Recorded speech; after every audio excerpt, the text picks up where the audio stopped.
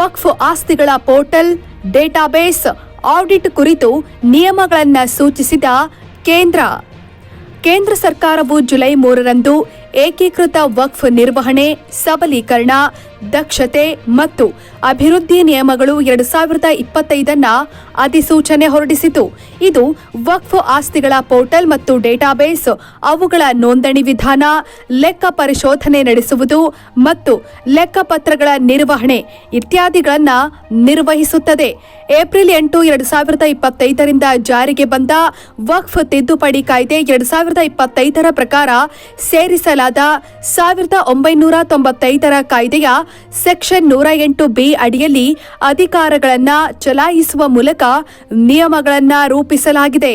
Section 108B ಪ್ರಕಾರ ಕೇಂದ್ರವು ವಕ್ಫ್ ಆಸ್ತಿ ನಿರ್ವಹಣಾ ವ್ಯವಸ್ಥೆ, ನೋಂದಣಿ, ಖಾತೆಗಳು, ಲೆಕ್ಕ ಪರಿಶೋಧನೆ ಮತ್ತು ವಕ್ಫ್ನ ಇತರ ವಿವರಗಳು ಮತ್ತು ವಿಧವೆ, ವಿಚ್ಛೇದಿತ ಮಹಿಳೆ ಮತ್ತು ಅನಾಥರ ನಿರ್ವಹಣೆಗಾಗಿ ಪಾವತಿ ವಿಧಾನ ಇತ್ಯಾದಿಗಳನ್ನು ಒದಗಿಸಲು ನಿಯಮಗಳನ್ನು ರಚಿಸಬಹುದು. ಪೋರ್ಟಲ್ ಮತ್ತು ಡೇಟಾಬೇಸ್ ನಿಯಮಗಳು ವಕ್ಫ್ ಆಸ್ತಿಗಳಿಗಾಗಿ ಪೋರ್ಟಲ್ ಮತ್ತು ಡೇಟಾಬೇಸ್ನೊಂದಿಗೆ ವ್ಯವಹರಿಸುವ ನಿಬಂಧನೆಗಳನ್ನು ಹೊಂದಿವೆ. ವಕ್ಫ್ ವಿಭಾಗದ ಉಸ್ತುವಾರಿ ಹೊಂದಿರುವ ಅಲ್ಪಸಂಖ್ಯಾತ ವ್ಯವಹಾರಗಳ ಸಚಿವಾಲಯದ ಭಾರತ ಸರ್ಕಾರದ ಜಂಟಿ ಕಾರ್ಯದರ್ಶಿ ಪೋರ್ಟಲ್ ಮತ್ತು ಡೇಟಾಬೇಸ್ನ ಮೇಲ್ವಿಚಾರಣೆ ಮತ್ತು ನಿಯಂತ್ರಣಕ್ಕೆ ಜವಾಬ್ದಾರರಾಗಿರುತ್ತಾರೆ. ಪೋರ್ಟಲ್ ಮತ್ತು ಡೇಟಾಬೇಸ್ ಪ್ರತಿ ವಕ್ಫ್ ಮತ್ತು ವಫ್ಗೆ ಮೀಸಲಾಗಿರುವ ಪ್ರತಿಯೊಂದು ಆಸ್ತಿಗೆ ದಾಖಲಾತಿಗಳಿಗಾಗಿ ಒಂದು ವಿಶಿಷ್ಟ ಗುರುತಿನ ಸಂಖ್ಯೆಯನ್ನು ಸ್ವಯಂಚಾಲಿತವಾಗಿ ರಚಿಸುತ್ತದೆ ಮತ್ತು ಇದು ಅಧಿಕೃತವಾಗಿರಬೇಕು ಮತ್ತು ಭವಿಷ್ಯದ ಎಲ್ಲಾ ಉಲ್ಲೇಖಗಳಿಗೆ ಮತ್ತು ಎಲ್ಲಾ ರಾಜ್ಯಗಳಿಗೆ ವಕ್ಫ್ ಮತ್ತು ಅದರ ಆಸ್ತಿಗಳ ಟ್ರ್ಯಾಕಿಂಗ್ ಮತ್ತು ಮೇಲ್ವಿಚಾರಣೆಯನ್ನು ಖಚಿತಪಡಿಸಿಕೊಳ್ಳಲು ಬಳಸಬಹುದು. ಪ್ರತಿಯೊಂದು ರಾಜ್ಯ ಸರ್ಕಾರವು ಆ ಸರ್ಕಾರದ ಜಂಟಿ ಕಾರ್ಯದರ್ಶಿ ಹುದ್ದೆಗಿಂತ ಕಡಿಮೆ ಇಲ್ಲದ ಅಧಿಕಾರಿಯನ್ನ ನೋಡಲ್ ಅಧಿಕಾರಿಯಾಗಿ ನೇಮಿಸಬೇಕು ಮತ್ತು ವಕ್ಫ್ ಮತ್ತು ಅದರ ಆಸ್ತಿಗಳ ವಿವರಗಳನ್ನು ಅಪ್ಲೋಡ್ ಮಾಡುವುದು, ನೋಂದಣಿ, ಖಾತೆಗಳ ನಿರ್ವಹಣೆ, ಲೆಕ್ಕ ಪರಿಶೋಧನೆ ಮತ್ತು ವಕ್ಫ್ ಮತ್ತು ಮಂಡಳಿಯ ಇತರ ಸಂಬಂಧಿತ ಚಟುವಟಿಕೆಗಳನ್ನು ಸುಗಮಗೊಳಿಸುವಲ್ಲಿ ಸಹಾಯವನ್ನು ಒದಗಿಸಲು ಕೇಂದ್ರ ಸರ್ಕಾರದೊಂದಿಗೆ ಸಮಾಲೋಚಿಸಿ ಕೇಂದ್ರೀಕೃತ ಬೆಂಬಲ ಘಟಕವನ್ನು ಸ್ಥಾಪಿಸಬೇಕು. ಅಲ್ಲಿ ವಕ್ಫ್ ವಿವರಗಳನ್ನು ಅಪ್ಲೋಡ್ ಮಾಡಬೇಕು. ಪ್ರತಿಯೊಬ್ಬ ಮುತುವಲ್ಲಿಯೂ ತನ್ನ ಮೊಬೈಲ್ ಸಂಖ್ಯೆ ಮತ್ತು ಇಮೇಲ್ ವಿಳಾಸವನ್ನು ಬಳಸಿಕೊಂಡು ಪೋರ್ಟಲ್ ಮತ್ತು ಡೇಟಾಬೇಸ್ನಲ್ಲಿ ನೋಂದಾಯಿಸಿಕೊಳ್ಳಬೇಕು. ಪೋರ್ಟಲ್ ಮತ್ತು ಡೇಟಾಬೇಸ್ನಿಂದ ಮೊಬೈಲ್ ಮತ್ತು ಇಮೇಲ್ನಲ್ಲಿ ಸ್ವೀಕರಿಸಿದ ಒಂದು ಬಾರಿ ಪಾಸ್ವರ್ಡ್ ಮೂಲಕ ದೃಢೀಕರಣದ ಮೂಲಕ ನೋಂದಾಯಿಸಿಕೊಳ್ಳಬೇಕು ಮತ್ತು ನಂತರ ಪೋರ್ಟಲ್ ಮತ್ತು ಡೇಟಾಬೇಸ್ ಅನ್ನು ಪ್ರವೇಶಿಸಲು ಮತ್ತು ತನ್ನ ವಕ್ಫ್ ಮತ್ತು ವಕ್ಫ್ಗೆ ಮೀಸಲಾಗಿರುವ ಆಸ್ತಿಯ ವಿವರಗಳನ್ನು ಸಲ್ಲಿಸಲು ಸಾಧ್ಯವಾಗುತ್ತೆ. ಯಾವುದೇ ಆಸ್ತಿಯನ್ನ ವಕ್ಫ್ ಅಂತ ತಪ್ಪಾಗಿ ಘೋಷಿಸಿದ ವಿಚಾರಣೆಯನ್ನ ಜಿಲ್ಲಾಧಿಕಾರಿಯಿಂದ ಉಲ್ಲೇಖಿಸಿದ 1 ವರ್ಷದೊಳಗೆ ಸರ್ಕಾರದ ನಿಯೋಜಿತ ಅಧಿಕಾರಿ ಪೂರ್ಣಗೊಳಿಸಬೇಕು.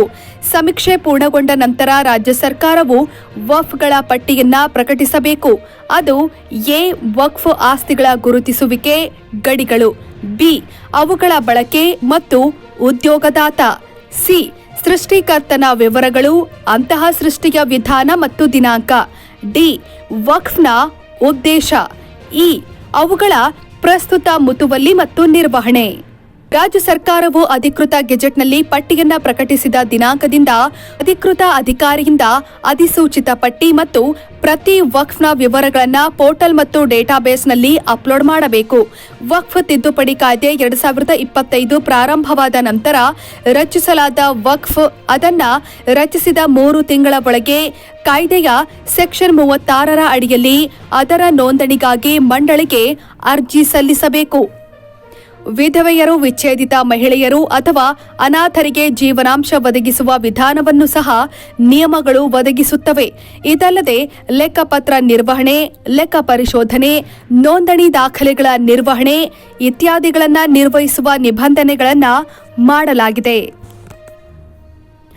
ವಕ್ಫ್ ತಿದ್ದುಪಡಿ ಕಾಯ್ದೆ 2025 ಕಾರ್ಯಾಚರಣೆಯನ್ನ ತಡೆಹಿಡಿಯಲು ಹಲವಾರು ಅರ್ಜಿದಾರರ ಮನವಿಯ ಮೇರೆಗೆ ಸುಪ್ರೀಂ ಕೋರ್ಟ್ ಆದೇಶಗಳನ್ನು ಕಾಯ್ದಿರಿಸಿದೆ.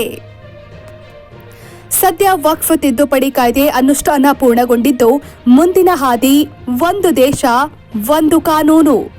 ಕೇಂದ್ರ ಸರ್ಕಾರದ ಈ ಐತಿಹಾಸಿಕ ಯೋಜನೆಗೆ ಇವೆಲ್ಲವೂ ಮೆಟ್ಟಿಲುಗಳಾಗಿವೆ. ಒಂದು ದೇಶ ಒಂದು ಚುನಾವಣೆಗೂ ಈಗಾಗಲೇ ಬಿರುಸಿನ ಚರ್ಚೆ ಶುರುವಾಗಿದೆ. ಮುಂಬರುವ ದಿನಗಳಲ್ಲಿ ಭಾರತ ಹಲವು ಐತಿಹಾಸಿಕ ನಿರ್ಣಯಗಳಿಗೆ, ಪಲ್ಲಟಗಳಿಗೆ ಸಾಕ್ಷಿಯಾಗಲಿದೆ. ವೀಕ್ಷಕರೇ, ಈ ಸುದ್ದಿ ನಿಮಗೆ ಇಷ್ಟವಾದಲ್ಲಿ ನಮ್ಮ ಚಾನೆಲ್ ಅನ್ನು ಸಬ್ಸ್ಕ್ರೈಬ್ ಮಾಡಿ, ಲೈಕ್ ಮಾಡಿ, ಶೇರ್ ಮಾಡಿ.